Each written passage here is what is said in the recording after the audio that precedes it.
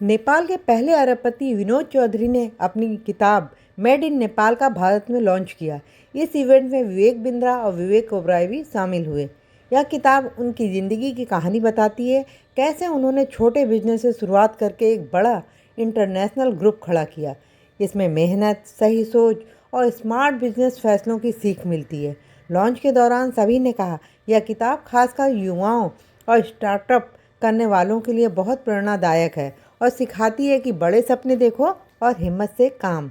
Good morning everyone. Good morning. Wow, fantastic. Thank you very much. आज हमारा बहुत सौभाग्य, बहुत खुशी मिल रही है। आज पहला मीडिया लॉन्च इस किताब का हो रहा है, made in Nepal, the man, the visionary, the billionaire entrepreneur, a philanthropist, a politician, a very humble leader who takes care of his teams, his businesses, his operations. इस तरह से इन्होंने बिल्ड किए हैं। आपको जान के हैरानी होगी, खुशी होगी।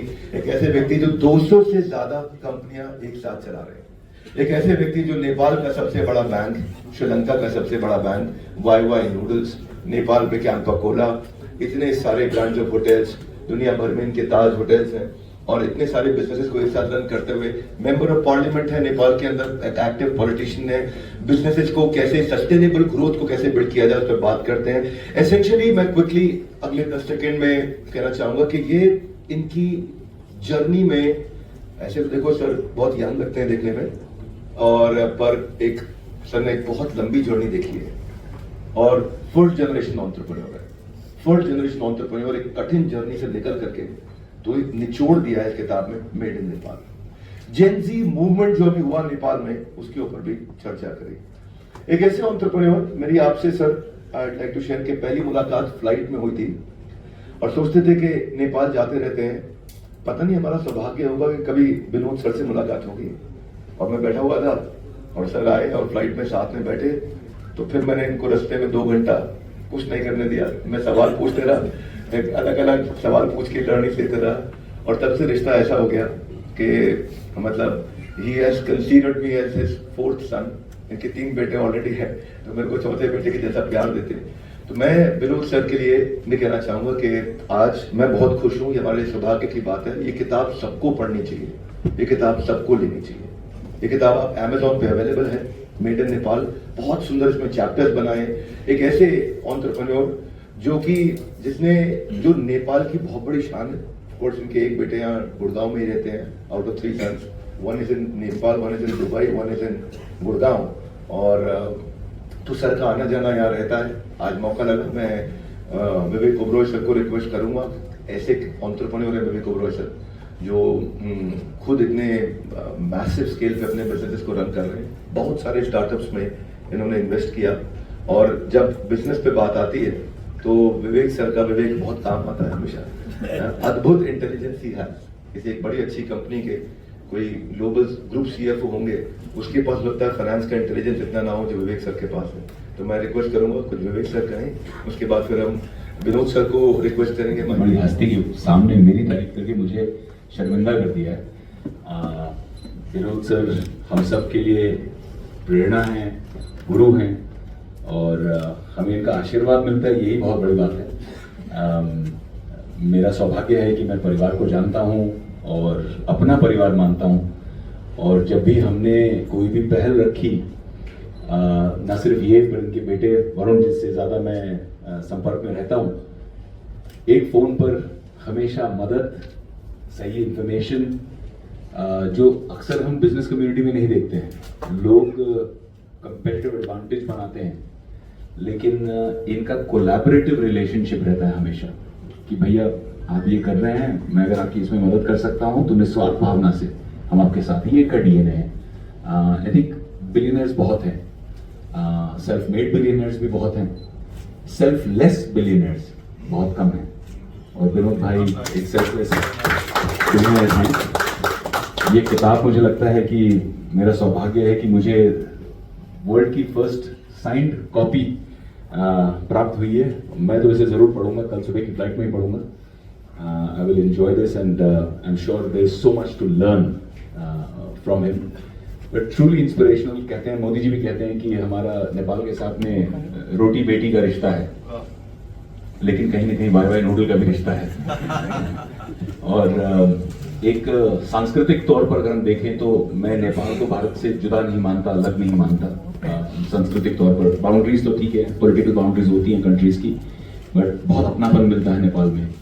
और जिस तरह से उन्होंने अपने किताब को, even though he descends from India, जिस तरह से उन्होंने मेड इन नेपाल, क्योंकि मुझे लगता है कि कहीं ना कहीं इनकी वो एक ह्यूमिलिटी है जो दर्शाती है कि he is giving this as an homage, as an ode to the country that made him. अपनी कंट्री को, में खुद को ऐसा बिल्ड किया, टीम्स को ऐसा बिल्ड किया, वेरी वेरी फिलेंथ्रोपिक पर्सन। इन्होंने आज हजारों लोगों को एम्प्लॉयमेंट जनरेट किया। और नेपाल में जो उनका एक्सपीरियंस रहा है, तो नेपाल की सिचुएशंस कई जगह पे फेवरेबल भी रही, कई जगह थोड़ी अनफेवरेबल भी रही। उस के बीच में से अगर निकल के कोई व्यक्ति बिल्ड कर रहा है तो उस एक्सपीरियंस को महसूस करेंगे आप इस किताब में। तो मैं सबको रिक्वेस्ट करूंगा कि ये किताब जरूर पढ़िए, लेके जाइए। आप सबको हमने एक एक कॉपी दिया है, आप इसको पहचान डॉक्टर बिंद्रा ने बनाई है। ये इनका कितने प्यारे हुए हैं, कितने हम्बल और कितनी ह्यूमिलिटी के साथ इन्होंने जिस तरह से अपने आप का अपना परिचय दिया मेरे से जुड़ने का, मैं very proud and very happy and touched with your gesture. I really, to be honest, I had no idea that he had ran a couple of programs for me and the company when I met him in the aircraft. And 2 घंटे में हम लोगों के बीच में एक ऐसा रिश्ता ऐसा रिश्ता बन गया कि जो कभी मुझे लगता है छूटने का तो सवाल ही नहीं है, और आगे बढ़ता ही जाएगा। और नेक्स्ट जनरेशन को हैंड ओवर कल कर दिया मैंने, है ना, बलून के हाथ मिला के। इसी तरह से विवेक जी यहाँ बैठे हुए हैं, सारे हिंदुस्तान की तो जान है ही, मैंने यहाँ वहाँ ये लिखा के heart throb of India, but equally popular in Nepal. बीच में नेपाल आए थे, मैं नहीं मिल पाया परिवार के साथ। हमारे प्रधानमंत्री से लेकर सारे के सारे लोग उनसे मिलने के लिए बेताब थे, मिले भी। और इन्होंने नेपाल में इतना प्यार बांटा और नेपालियों ने इतना प्यार इनको बांटा कि इनके दिल में जो नेपाल के लिए और नेपालियों के लिए जो प्यार है वो तो अभी इन्होंने जो कहा उससे भी दिखता है। देखिए, ये बिलियनेयर वगैरह कुछ नहीं होता। ये नोबेल प्राइज को अगर आप गौर से देखें तो आपको लगेगा, और कई बार मैं सोचता हूँ और मैंने ये सवाल कई बार पब्लिक फोरम में भी किया है, आपको और ज्यादा करना चाहिए, कि बिजनेसमैन को कभी नहीं मिलता।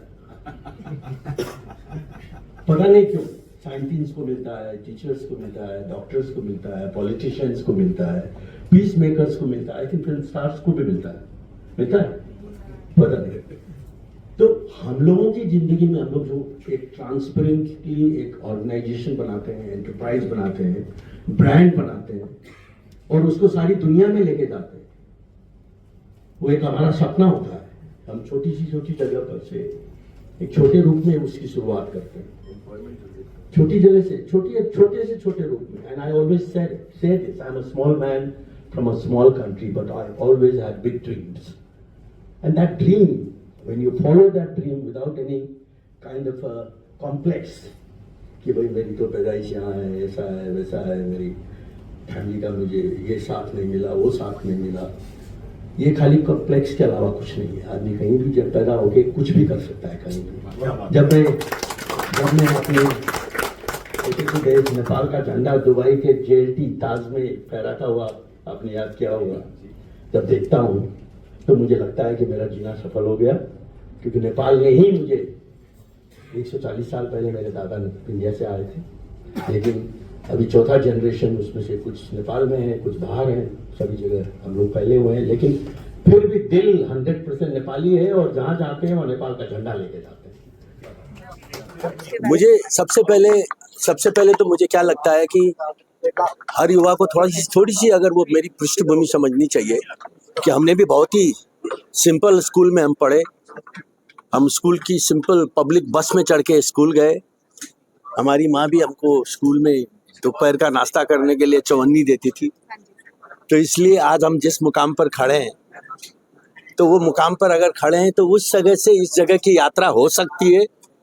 सिर्फ खुद में वो जुनून होना चाहिए, वो सपना बड़ा देखने की हिम्मत होनी चाहिए, और उस हिम्मत को पूरा करने के लिए उस अभी की युवाओं में वो एक कमिटमेंट होना चाहिए कि मैं जब तक मेरा सपना पूरा नहीं हो जाता है मैं इस सपने को छोड़ूंगा नहीं। उस सपने को दिन में जग के देखने वाले सपने का नाम एक नई पीढ़ी में एक नए मुकाम तक अपना इंस्पिरेशन कहते हैं।